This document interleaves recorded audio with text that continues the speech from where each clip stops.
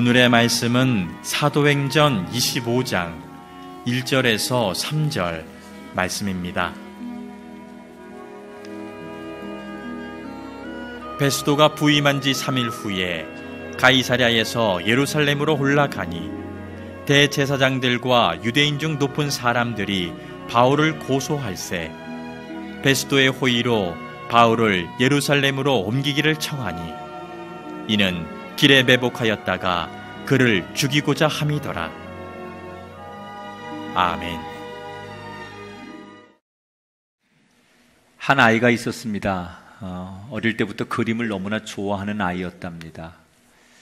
다른 아이들은 엄마 아빠를 배울 때 이 아이는 말문이 열리자마자 엄마 아빠 대신 연필이라는 단어를 제일 먼저 썼답니다.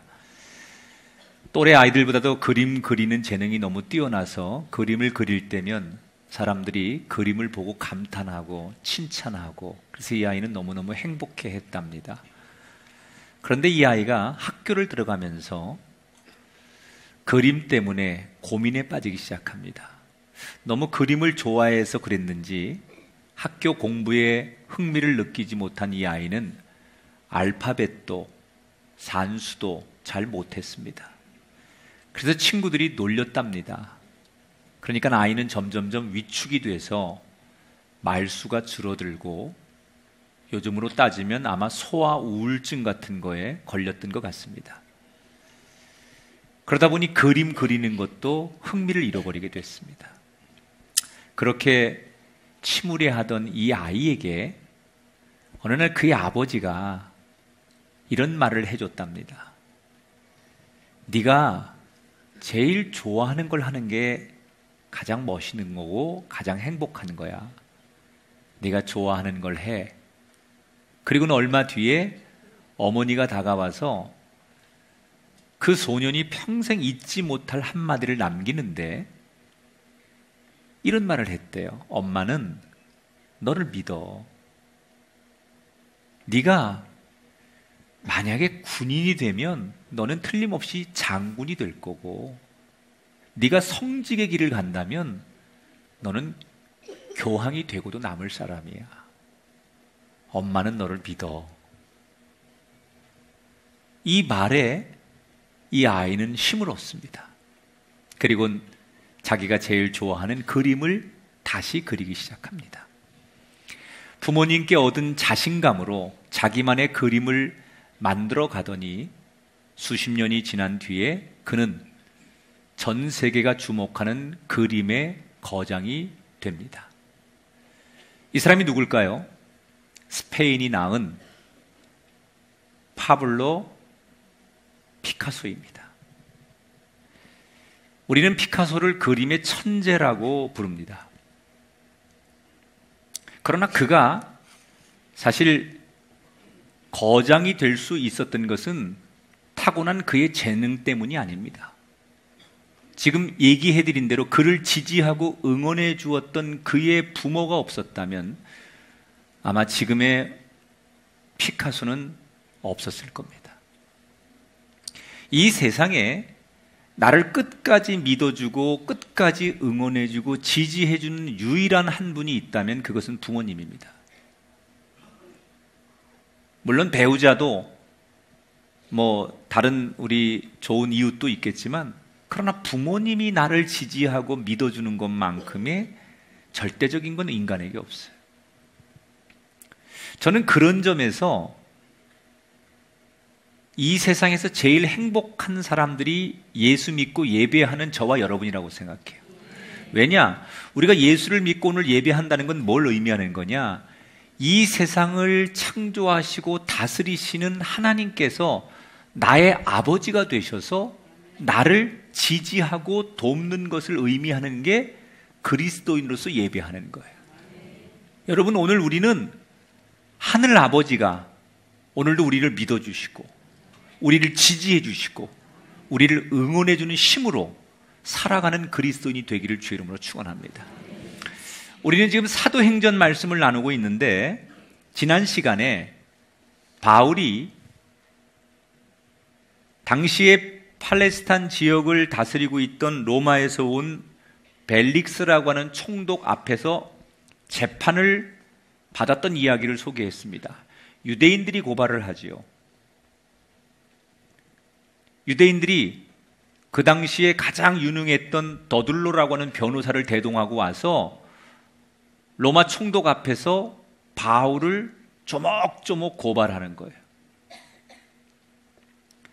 그런데 그 대단한 당대 최고의 변호사 앞에서 바울이 스스로 셀프 변론을 하죠. 아무도 도와주는 사람이 없으니까 자기 스스로 완벽한 변론을 해서 결국 그 재판에서 이기게 됩니다. 그러면 재판에서 이겼다면 벨릭스 총독은 재판관으로서 무죄를 선언하고 바울을 풀어줘야 되는데, 이 벨릭스는 정치인이기 때문에 무죄인 줄 알지만 유대인들의 반발을 고려해서 이 재판을 계속 무기한 연기를 합니다. 결론을 내지 못하고 계속 연장을 시켜서 연기를 하니까 시간이 지나 오늘 사도행전 25장에 보면 2년의 세월이 지난 다음에 오늘 25장의 이야기가 소개가 되는 거예요. 재판이 안 끝나고 무죄임에도 벨릭스 총독이 정치적인 것을 고려해서 이 재판을 계속 연기하다 보니 2년의 세월이 흐르고 그 사이에 무슨 일이 생겼느냐, 벨릭스라고 하는 총독이 임기가 다 끝나서 본국으로 돌아가게 되고 새로운 총독이 부임을 하게 되는데, 이 새 총독의 이름이 베스도라고 하는 사람이에요. 자, 베스도라는 사람이 로마에서 이 지금 유대 땅을 다스리기 위해 총독으로 부임을 했는데, 부임하자마자 시차를 나가야 되잖아요. 그래서 지역 유지들을 만나고 대표자들을 만나가지고 이런저런 얘기를 하다가 예루살렘을 가게 됩니다.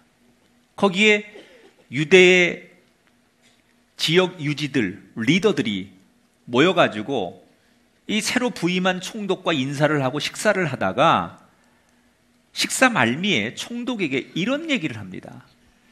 우리가 총독이 여기 재임하는 동안 적극적으로 우리 유대인들이 도와드릴 겁니다. 그래서 그동안 여기 부임했던 어떤 총독보다도 가장 빛나는 리더십을 발휘하도록 우리가 협조하겠습니다. 그런데 한 가지 청이 있습니다. 전 총독이 바울이라는 사람을 지금 재판하다가 재판 결론을 내리지 않고 이 사람을 가이사랴라고 하는 곳에 지금 가둬놓고 재판을 끝내지 않고 돌아갔는데, 그 바울이라는 사람은 우리 유대인입니다. 우리가 이 사람을 고발하게 된 것은 이 사람이 성전을 어지럽히고 우리 유대인들의 자존심을 상하게 해서 우리 유대인들이 유대인의 법으로 이 사람을 재판하려고 했는데, 로마의 총독이 개입하는 바람에 우리끼리 해결할 문제를 로마가 개입하는 바람에 해결이 되지 않은 상태에서 이 지금 바울의 문제가 아직도 남아있는데, 우리가 알아서 해결할 테니 우리 법으로 재판할 테니 그 가이사랴에 있는 바울을 예루살렘으로 보내주십시오. 그러면 우리 공회에서 우리가 종교 문제니까 우리가 알아서 재판을 하겠습니다. 이렇게 요청을 합니다. 그런데 이 요청은 2년 전에도 당시의 총독에게 똑같이 요구했던 건데 2년이 지나서 새로운 총독이 부임해서도 똑같은 요구를 해요. 그럼 왜 유대인들은 바울을 계속 예루살렘으로 데리고 와서 재판을 하려고 했느냐? 그 이유가 성경에 나와요. 3절을 보겠습니다. 같이 읽어요. 시작. 바울을 예루살렘으로 옮기기를 청하니 이는 길에 매복하였다가 그를 죽이고자 함이더라. 자, 2년 전에 제가 지난 시간에 어떤 얘기를 해줬냐면, 유대교를 신봉하던 아주 강경한 유대교 신봉자들 중에 몇십 명이 소위 테러리스트를 조직해서, 이게 요즘으로 말하면 알카이다 같은 사람들이라고 했잖아요. 바울을 죽이기 전까지는 내가 물도 마시지 않고 음식도 먹지 않을 것이다. 내 한 몸을 내가 자폭해서라도 바울을 죽여서 내가 우리 유대교를 지킬 것이고 우리 유대교의 자존심을 내가 지켜낼 것이다. 이런 사람들이 있었다는 거예요. 그래서 바울을 호송하면 길에서 매복했다가 같이 바울을 죽이고 자기도 죽을 각오를 하고 바울을 죽이려고 계획을 짰었는데, 이게 중간에 이 계획이 들통이 납니다. 그래서 바울이 안전하게 가이사라로 호송이 되면서 유대인들의 그 바울을 죽이려고 했던 계획이 무산된 건데 2년이 지났는데도 유대인들은 똑같은 계획을 하는 거예요. 바울을 예루살렘으로 데려오는 길목에서 매복해 있다가 죽이고 자기들도 거기서 죽겠다. 이런 계획을 가지고 어떻게 하든지 간에 바울을 죽이려고 바울을 예루살렘으로 데려오려고 했다는 거죠. 자, 이 유대인들은요, 지난 2년 동안 바뀐 게 하나도 없어요. 어떻게 하면 바울을 죽일까? 어떻게 하면 바울을 없앨까? 여러분, 우리가 인생을 살면서 우리의 인생이 그렇게 길지도 않은 인생인데 누군가를 그렇게 망하게 하려고, 누군가를 넘어뜨리려고, 누군가를 힘들게 하려고, 한 가정을 파괴하려고, 그 사람이 평생 읽어놓은 그 삶의 터전을 무너뜨리려고, 그걸 인생의 집념과 목표로 사는 사람이 있어요. 그걸 여러분, 마치 유대인들이 바울을 죽이는 게 하나님께 영광을 올리는 거고 이게 율법을 지키는 거라고 생각하고 바울을 죽이는 데만 몰두한 것처럼 어떤 사람은 자신의 집념, 자신의 의지, 자신의 생각, 자신의 가치가 마치 그게 정의인 양, 그게 하나님의 뜻인 양, 이 사람이 꼬꾸라질 때까지, 이 사람이 망할 때까지, 이 사람이 쓰러질 때까지, 내가 이 사람들이 두 손 들 때까지 너희들 내가 정말 끝까지 해볼 거야. 이게 마치 하나님의 뜻인 것처럼 자기의 집념을 하나님의 뜻으로 가장하는 사람이 있어요. 여러분, 이렇게 결론을 내시면 돼요. 하나님은 누구를 죽이는 걸 원하지 않으세요. 하나님은 살리는 걸 원하세요. 우리가 이기는 방법이 두 가지가 있어요. 상대를 아주 잔인하게 피 흘리게 넘어뜨려서 죽여서 이기는 방법이 하나 있고요. 상대를 높여줌으로, 상대를 살려줌으로 이기는 방법이 있어요. 세상은 내가 상대를 잔인하게 짓밟고 상대 위에 서서 이기는 걸 선택하고 가리키지만 성경은 상대를 살려서 내가 사는 걸 가리키는 거예요. 이 유대인들은 어떻게 하면 바울을 죽일까? 그런데 여러분, 수단과 방법을 안 가리고 바울을 죽이는 데만 몰두하던 유대인들의 이 계획을 누가 막는 거예요? 지금 하나님께서 바울의 생명을 지켜주시는 거예요. 사람이 여러분 이런 얘기 알아요? 죽고자 덤비면 방법이 없어요. 막 나가자고 하면 방법이 없는 거예요. 그래서 제일 무서운 사람이 물불 안 가리는 거예요. 물불 안 가리고 막 덤비면 상식도 예의도 대화도 법도 없이 막 가자 그러면 이게 어떻게 안 돼요. 근데 지금 유대인들이 그런 거 아니에요? 막 가자는 거예요. 법, 질서 이런 거 없어. 무조건 죽이는 거야. 그게 유대인들의 목표인데 그런 틈바구니에서 바울의 생명을 하나님이 어떻게 지켜주시느냐? 바울을 유대인들의 손이 닿지 않는 로마 사람들이 통치하는 그 지역의 감옥에 집어넣는 거예요. 만약에 로마 사람들의 관할의 감옥이 아닌 유대인들이 다스리는 감옥에 바울을 집어넣었다면 유대인 권력층들이 무슨 수를 써서라도 바울을 독살했을 거예요. 아무리 경호원을 데리고 다니고 바울이 주변에 바울을 지키는 사람이 데리고 다녀도 바울은 객사했을 거예요. 그래서 그 바울을 하나님이 지키는 방법으로 뭘 선택하느냐? 유대인들이 전혀 손쓸 수 없는 로마 감옥 안에, 로마 사람들이 지키는 감옥 안에 바울을 갖다 집어넣었다는 거예요. 물론 하나님이 바울을 지키는 동안 강력한 환상이 임하고 천군 천사가 나타나서 막 보여지게끔 바울을 지킨 건 아니에요. 그러나 하나님은 계속 총독이 지키는 감옥에 바울을 집어넣으셔서 그 누구도 해치지 못하도록 바울을 2년 동안 지켜주셨어요. 여러분, 이걸 뭐라고 하는 줄 알아요? 나는 보이지 않지만 내 등 뒤에서 보이지 않는 손길로 일상 속에서 지키시는 하나님. 우리는 대부분 하나님이 나를 지켜주시기를 원할 때 하나님이 막 무슨 뭐 홍해 바다가 갈라지게 하듯 아니면 요단강이 뭐 갈라지고 여리고성이 무너지듯 굉장히 어떤 극적인 이벤트가 내 눈앞에 펼쳐져서 하나님이 날 이렇게 도우시는구나, 하나님이 극적으로 이렇게 내 편이구나, 이런 걸 우리는 원해요. 그런데 하나님이 이 땅에 하나님이 사랑하는 백성들을 지키시는 최고의 방법이 뭐냐? 우리의 등 뒤에서 우리가 보이지 않게 일상 속에서 보이지 않는 손으로 우리를 지켜주신다는 거예요. 내 등 뒤에서 한 번도 나를 버린 적 없이, 단 하루도 내 곁을 떠난 적 없이 일상 속에서 나는 앞을 보고 있으니 내 등 뒤에 계신 하나님이 보이지 않지만 그 보이지 않는 손길로 바울을 지키셨듯이 저와 여러분을 지키시는 하나님. 우리가 즐겨 부르는 찬양 가운데 이런 가사가 있어요. 나의 등 뒤에서 나를 도우시는 주. 평안히 길을 갈 땐 보이지 않아도 지치고 고나여 넘어질 때면 다가와 손 내미시네. 3절에는 어떤 내용이 있느냐? 나의 등 뒤에서 나를 도우시는 주. 때때로 뒤돌아보면 여전히 계신 주. 잔잔한 미소로 바라보시며 나를 재촉하시네. 뭐라고요? 일어나 걸어라. 내가 새 힘을 주리니 일어나 걸어라. 내가 너를 도와주리라. 할렐루야.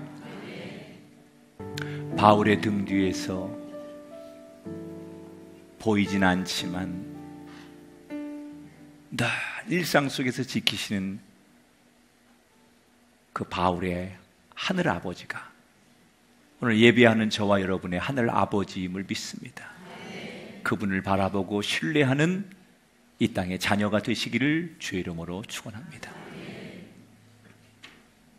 자, 이 베스도 총독에게 유대인들이 바울을 예루살렘으로 보내달라고 요청하지만 베스도가 생각할 때 지역 유지들하고 잘 지내는 것도 좋지만 이 바울은 공교롭게 유대인이면서 로마 시민권을 가진 사람인데 로마 시민권을 가진 사람을 유대인들에게 넘겨준다는 건 자기가 공직자로서 나중에 큰 책임을 져야 되니까 원칙대로 대응을 합니다.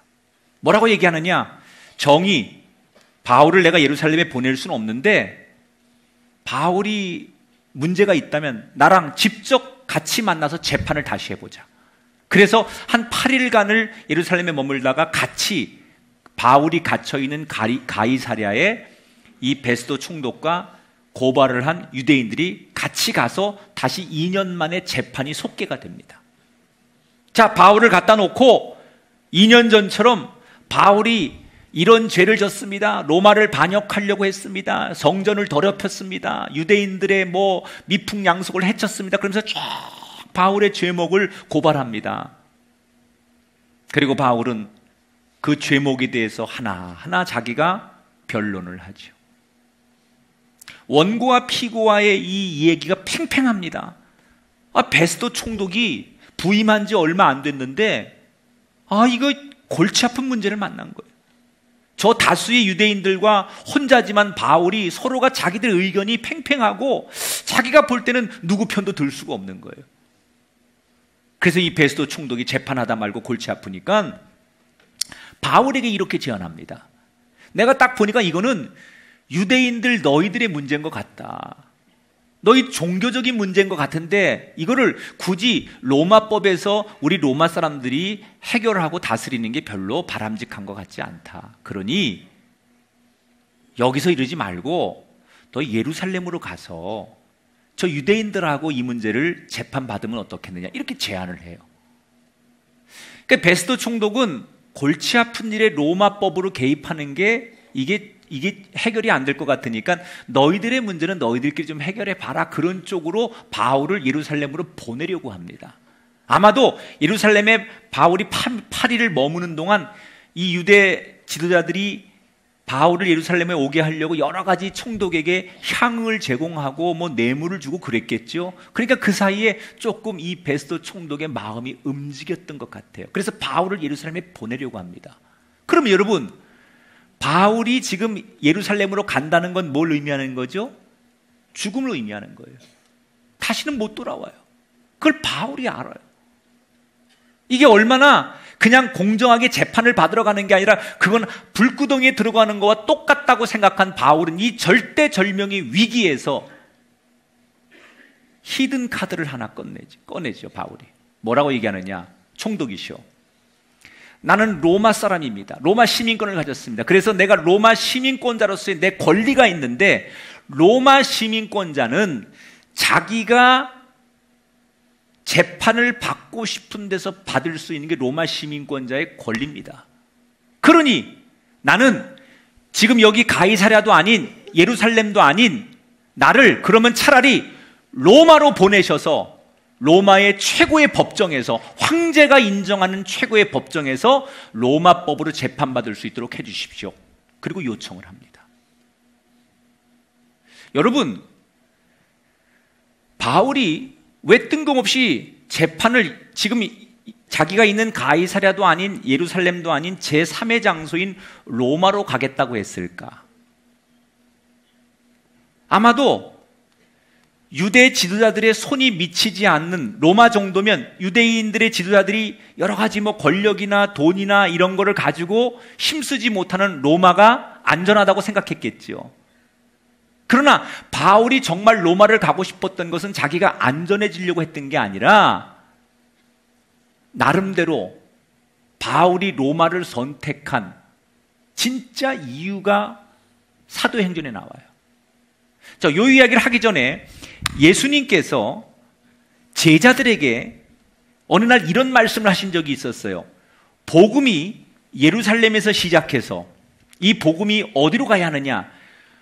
예루살렘과 유대와 사마리아와 땅끝까지 이르러 이 복음의 증인이 되어라.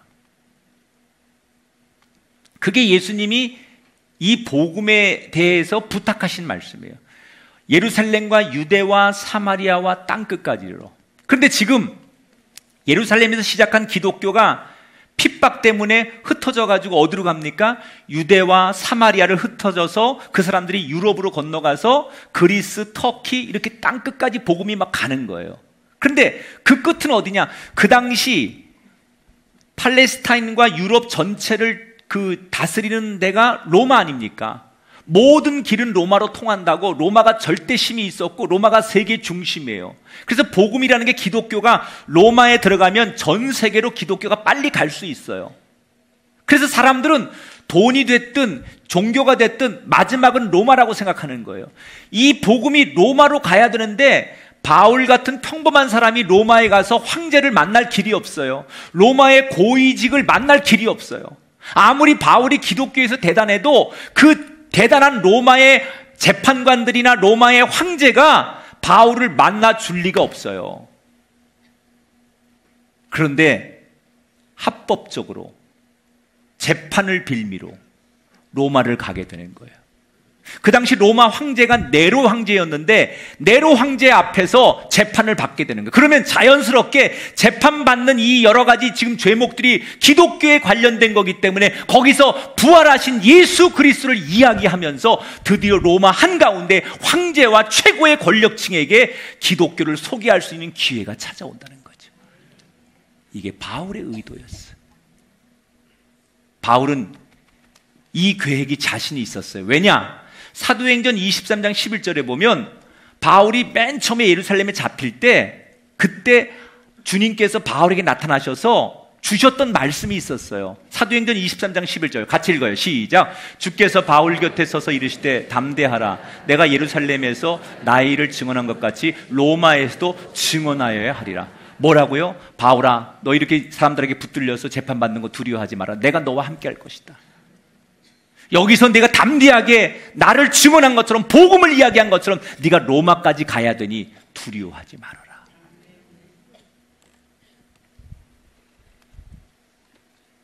하나님이 바울에게 어디로 가야 될지, 뭘 해야 될지 분명한 꿈과 비전을 주셨다는 거예요. 여러분, 하나님이 우리를 축복할 때 최고의 축복은 뭔지 알아요? 우리의 가야 할 길을 열어주시고, 우리가 뭘 해야 될지 우리에게 꿈을 주시고, 우리에게 비전을 주시는 것, 이게 하나님이 그리스도인에게 주는 최고의 은총 중에 하나라는 거예요. 현대인들이 제일 고민이 뭔지 아십니까? 어디로 가야 될지 모른다는 거예요. 뭘 하고 살아야 될지 모른다는 거예요. 실제로 2014년도에 한국직업능률개발원에서 발표를 한 통계에 보니까 이런 통계가 있더라고요. 우리나라의 초중고등학교 학생들 가운데 중고등학교 학생들 30% 이상이 내가 앞으로 뭘 해야 될지 전혀 모르겠다, 이렇게 대답을 했어요. 여러분, 초등학교, 중학교, 고등학교 때는 인생을 살면서 꿈이 제일 많을 때예요. 하고 싶은 게 제일 많을 때가 그때예요. 그래서 우리 어릴 때 여러분 뭐 할 거냐고 그러면 대통령도 할래요, 간호사도 할래요, 소방관도 할래요, 뭐 외교관도 할래요. 여러분 다 그랬잖아요. 나만 그랬나 보다. 그게 뭐냐면 철없어서 하는 얘기가 아니라 진짜로 하고 싶은 게 많은 거예요, 아이들이. 이것도 되고 싶고 저것도 되고 싶고 꿈이 많다는 거예요. 비전이 많다는 거예요. 목표가 많다는 거예요. 그런데 지금 이 초등학교, 중학교, 고등학교 우리나라 아이들이 내가 무슨 공부를 하고 뭐 하고 살고 뭐가 되고 싶은지 아예 그런 계획과 꿈이 없는 아이들이 30%가 넘는다는 거예요. 꿈을 꿔야 된 젊은이들이, 꿈을 꿔야 된 학생들마저도 비전과 목표를 잃어버렸습니다. 여러분, 이 세상은 어른이든 학생이든 누구에게 비전과 목표를 주지 못합니다.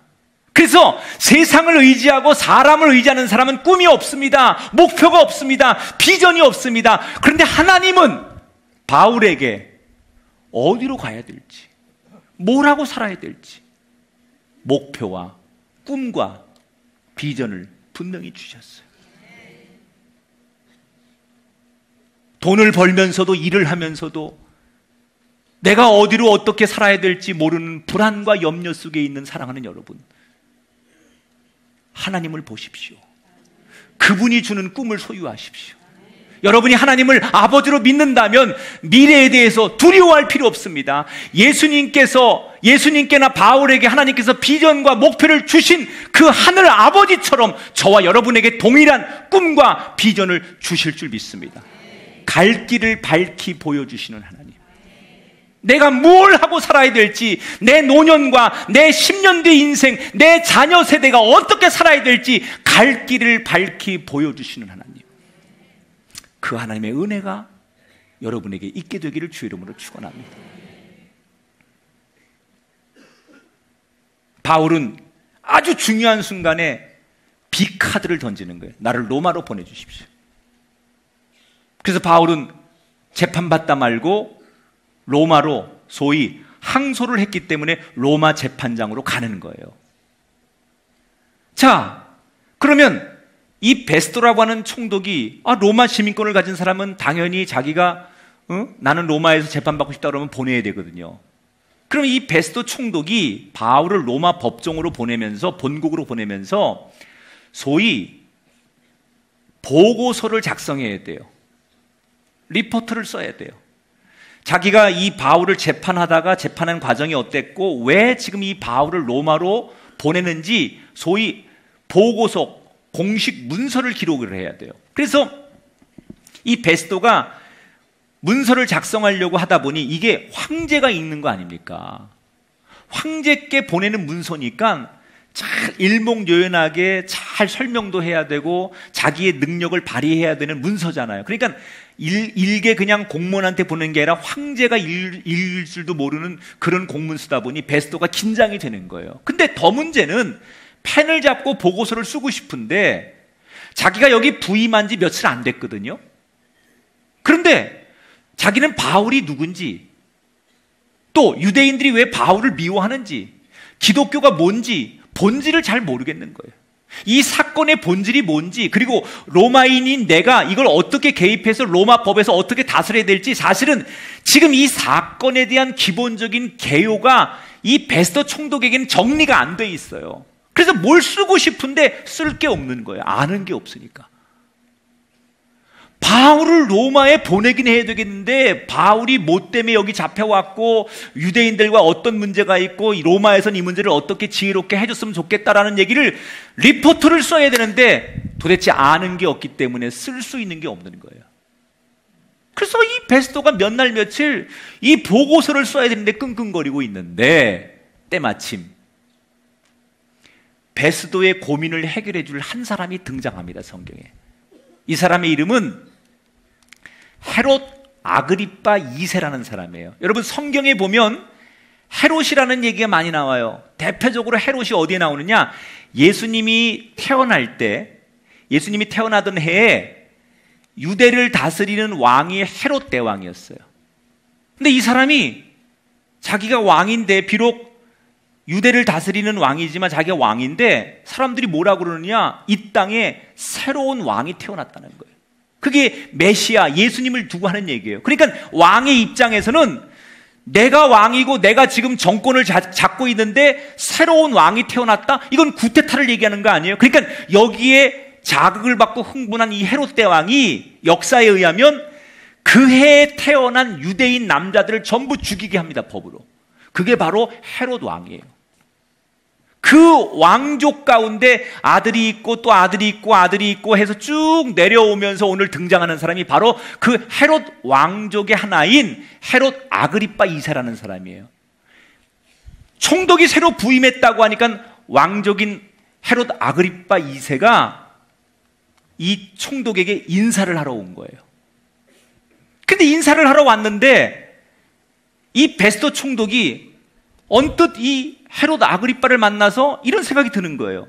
내가 지금 이 지역 상황도 잘 모르고 유대인들의 이 문제들 내가 끼어들어가지고 골치 아파서 보고서를 못 쓰는데 이 사람한테 도움을 좀 받아야겠다. 그래서 헤롯에게 뭐라고 부탁하느냐? 당신은 유대인도 잘 알고 우리 로마 사정도 잘 아니 내가 여차여차 해가지고 이렇게 지금 골치 아픈 문제에 내가 붙들리게 됐는데 나를 좀 도와주시오. 내가 보고서를 써야 되는데 어떻게 보고서를 써서 황제께 드려야 될지 당신이 조언을 좀 해주십시오.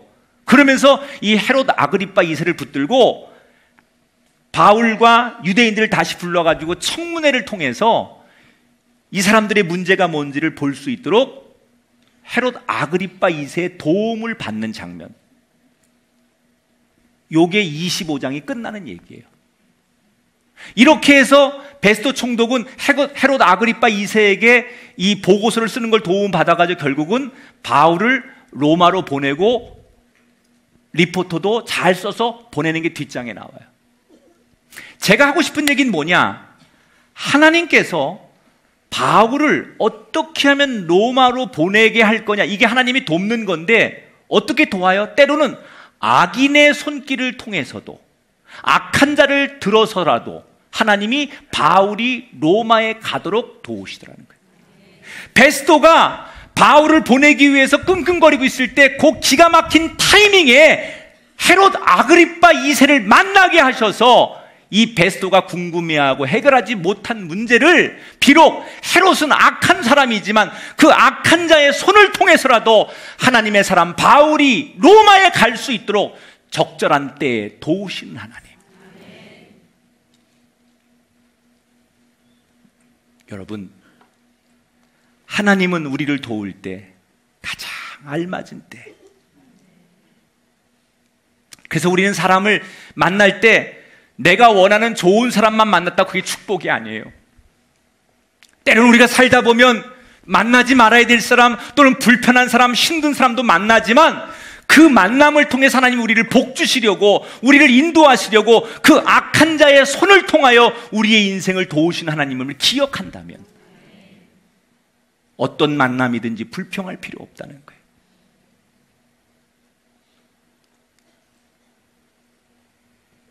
바울을 로마에 보내기 위해서 베스도에게 헤롯 아그리빠 2세를 보내신 하나님, 저와 여러분에게도 기가 막힌 타이밍에 기가 막힌 만남을 통해서 바울을 도우셨듯이 우리를 도우신 하나님인 줄 믿으시기 바랍니다. 그래서 하나님은 철을 따라 좋은 것을 주시는 하나님.